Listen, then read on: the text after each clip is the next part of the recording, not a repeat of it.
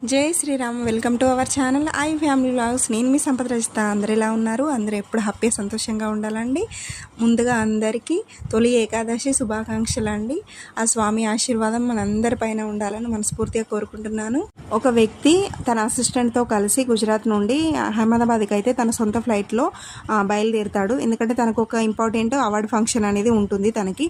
So తన సొంత ఫ్లైట్లో బయలుదేరేసరికి ఇంకా ఎయిర్ ఇండియా వాళ్ళు వాతావరణం అంతా సరిగ్గా లేదు సార్, మీరు వెళ్ళి రీచ్ కాలేరు, అంత తుఫాన్ వచ్చే సూచన కనిపిస్తుంది, సో మీరు రిస్క్ చేయకండి అని చెప్పేసి హెచ్చరిస్తారు. సో తన కోసమే అవార్డు ఫంక్షన్ కాబట్టి ఇంకా కంపల్సరీ అటెండ్ కావాల్సిందే అని చెప్పేసి తన సొంత వెహికల్లో కార్లోనైతే బయలుదేరుతాడు. బయలుదేరేసరికి ఇంకా నైట్ అవుతుంది. నైట్ అయ్యేసరికి ఇంకా ఫుల్ వర్షము తుఫాను అలా అయిపోతుంది. ఆ నైట్ అయ్యేసరికి మొత్తము అడవిలో అలా చిక్కుకుపోయినట్టు అయిపోతారు.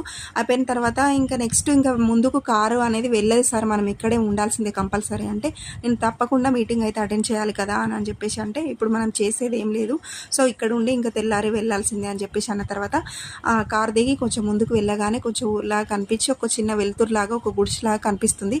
సో అందులో ఎవరో ఉన్నారు సార్, మనం వెళ్దాం అని చెప్పేసి అక్కడికి వెళ్తారు. వెళ్ళిన తర్వాత ఒక బాబుని పట్టుకొని ఒక ఆమె అయితే ఉంటుంది. వెళ్ళగానే తను కొన్ని మంచినీళ్ళు అయితే ఇస్తుంది. వాళ్ళ పరిస్థితి చెప్పగానే ఏదో టీయో కాఫీయో తనకు కలిగింది ఇచ్చేస్తుంది.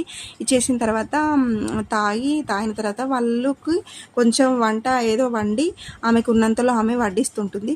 సో వచ్చిన నుండి తను వాటర్ ఇచ్చినప్పుడు, టీ ఇచ్చినప్పుడు, ఇంకా తినడానికి ఫుడ్ పెట్టినప్పుడు ఆమె ఏదో చదువుతూనే ఉంది. ఏంటిదమ్మా, నేను వచ్చిన నుండి చూస్తూనే ఉన్నా, నువ్వు ఏదో చదువుతూనే ఉన్నావు, మాకు ఇట్లా సేవ చేస్తూ ఇంకా చదువుతూనే ఉన్నావు అని అంటే, సార్ అక్కడ కూర్చున్నాడు కదా నా బాబు, తనకి అది తలలో పెద్ద గడ్డ తయారైందంట. ఇక్కడ చూసిన డాక్టర్ చెప్పిండు. సో గుజరాత్లో ఒక పెద్ద డాక్టరు అహ్మద్ పరూషి, ఆయన ప్రపంచంలోనే పెద్ద న్యూమరాలజిస్ట్ అమ్మ, ఆయన మాత్రమే దీన్ని నయం చేయగలుగుతాడు. సో తన దగ్గరికి వెళ్ళు అని చెప్పాడు.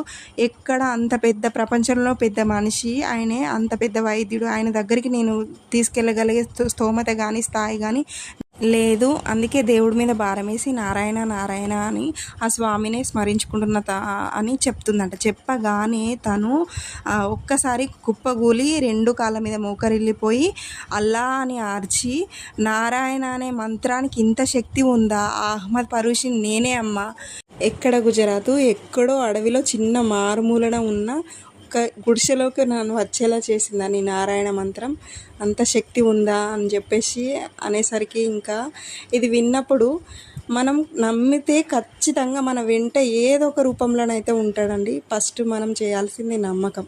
మనం నమ్మకంతో ఉంటే ఖచ్చితంగా స్వామి